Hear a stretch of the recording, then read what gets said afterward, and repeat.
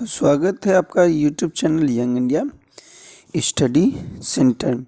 तो मेरे प्यारे दोस्तों एवं भाइयों एवं बहनों, यदि अभी आप मेरे चैनल पे क्या है नए हैं तो क्या कर लीजिए, चैनल को सब्सक्राइब कर लीजिए, बेल आइकन को प्रेस कर लीजिए, जिससे क्या हो कि हमारा जो भी नोटिफिकेशन अब डाला जिस पे वीडियो डाला जाए वो आप तक नोटिफिकेशन सही समय पर पहुंचता है। तो चलिए मैं जी के कुछ इम्पोर्टेंट प्रश्न है जो मैं आपके लिए लेकर हाजिर हूँ, ठीक है ना। चलिए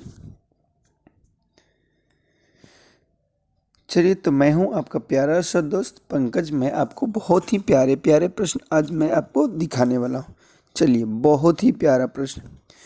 क्लोरोफिल में कौन सी धातु का आयन पाया जाता है? बुरा, क्लोरोफिल जानते हैं कि पत्ती में क्या पाया जाता है? जो पत्ती होता है, जो पत्तियां होता है उसमें क्या पाया जाता है?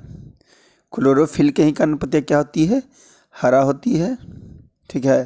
तो ये जो क्लोरोफिल है, तो क्लोरोफिल में बोल रहा है कि कौन सा धातु का आयन पाया जाता है? किस धातु का आयन पाया जाता है?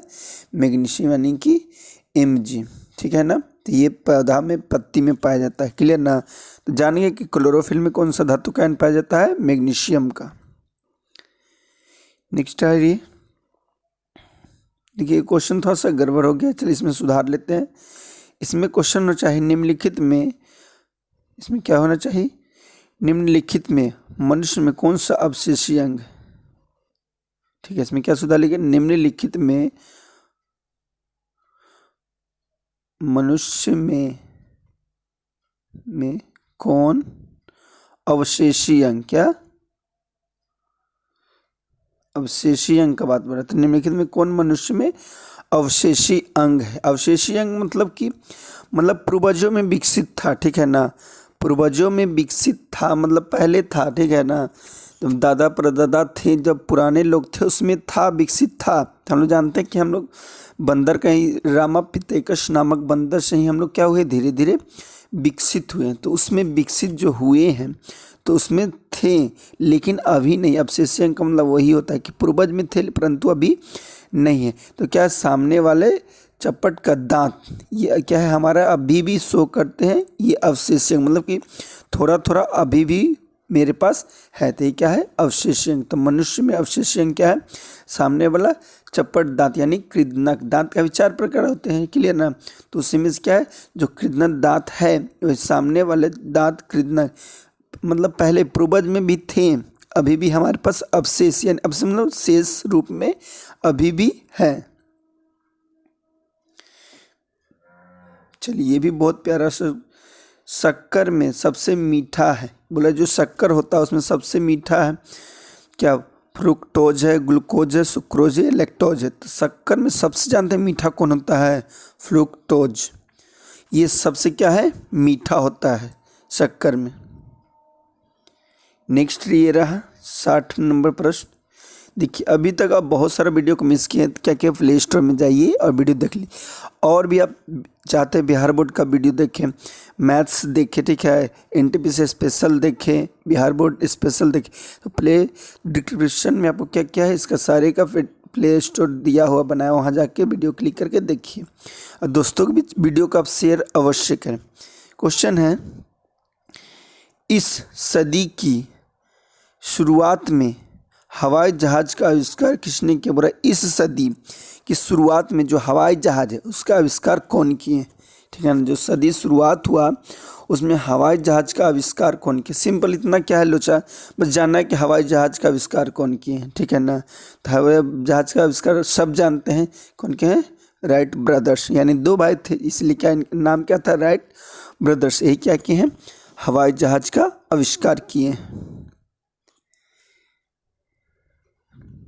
ये है टेलीस्कोप की खोज किस वैज्ञानिक ने की है? बोल रहे अब ये किसका खोज है? टेलीस्कोप का खोज बताना है कि किस वैज्ञानिक ने किए हैं। तो कौन के हैं? गैलीलियो साहब ने किए हैं, टेलीस्कोप की आविष्कार किए हैं। ये है प्रश्न निम्नलिखित में किसमें ऋणात्मक आवेश होता है? ऋणात्मक यानी कि नेगेटिव चार्ज, ठीक है ना, नेगेटिव चार्ज होता है।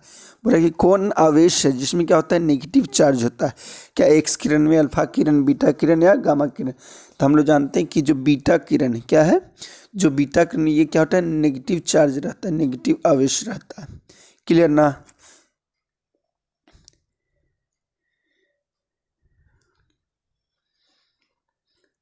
दो उत्तरार्ध श्रृंग अथवा दो उत्तरार्ध गर्त के बीच की दूरी को क्या कहते हैं, तो क्या कहते हैं, तरंगदैर्घ्य कहते हैं। क्लियर। नेक्स्ट है पदार्थ के संवेग के अनुपात से कौन सी भौतिक राशियाँ प्राप्त की जाती है। बोले पदार्थ के जो संवेग होता है उसका अनुपात से, रेशियो से हम कौन सी भौतिक राशि को प्राप्त कर सकते हैं, तो कौन से भौतिक राशि को कर सकते हैं, द्रव्यमान यानी कि मास को कर सकते हैं। क्लियर ना। मास को हम पदार्थ के संवेग के अनुपात से प्राप्त कर सकते हैं। ये रहा। बताना है कि जो बल है, बल गुणनफल है, बल किसका गुणनफल है, यानी कि हम लोग जानते हैं कि फोर्स बराबर क्या होता है, मास इनटू एक्सेलरेशन होता है ना। सेकंड लॉ भी है कि force equal to mass by acceleration, Newton साहब का। तो ये बोल रहा है बल किसका गुणनफल, गुणनफल मतलब गुना, किसका गुना है, बल। एक मतलब बल, ठीक है, ए मतलब ये हो गया मास और इस मतलब त्वरण। तो कौन सही होगा, द्रव्यमान और त्वरण। जो बल है किसका किसका गुणनफल है, द्रव्यमान और त्वरण, यानी कि मास और एक्सेलरेशन साथ में यानी गुना, मतलब m इंटू ए ना है। तो जो बल है, द्रव्यमान और त्वरण क्या है, गुणनफल है। क्लियर।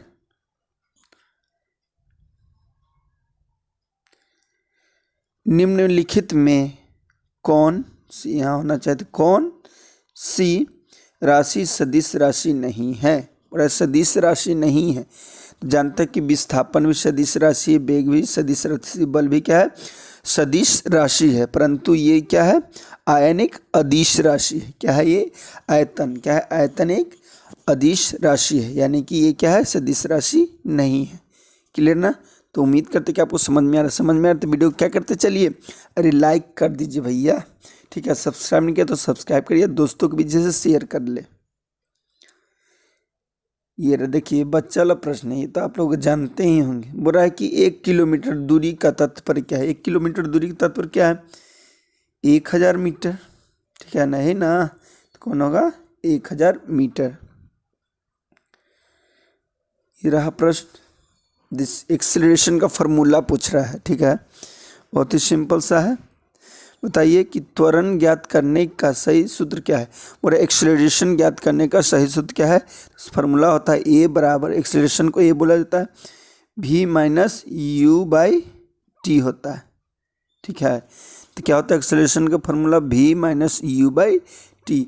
v यानी कि फाइनल वेलोसिटी, u यानी कि इनिशियल वेलोसिटी बाई टाइम, यानी कि फाइनल वेलोसिटी को इनिशियल वेलोसिटी डिवाइडेड बाय 2 कर देंगे तो हमको क्या प्राप्त होगा, एक्सेलरेशन का फॉर्मूला, यानी कि c, ठीक है ना। तो ये क्या है, बिल्कुल सही है। तो उम्मीद करते हैं कि आपको समझ में आ रहा होगा। तो समझ में आ रहा तो प्लीज़ शेयर करें, ठीक है, लाइक कर दें वीडियो को, सब्सक्राइब नहीं किए तो सब्सक्राइब कर दें। क्लियर। बस इतना आपका काम है, हमारा जो काम है हम कर रहे, वीडियो डाल रहे हैं आपके लिए कि आप पढ़ें अच्छे से, ठीक है। आपका बस काम देखिए, आप सब्सक्राइब कर देने, लाइक कर देने से आपको कुछ नहीं होने वाला, ठीक है। तो प्लीज़ प्लीज़ प्लीज़ आप क्या करिए, चैनल को सब्सक्राइब कर लीजिए, लाइक कर दीजिए, दोस्तों को भी शेयर करें, ठीक है ना। तो थैंक यू सो मच, आज के लिए इतना ही। उम्मीद करते हैं कि आपको सेशन बहुत ही पसंद आया होगा। जय हिंद, जय भारत।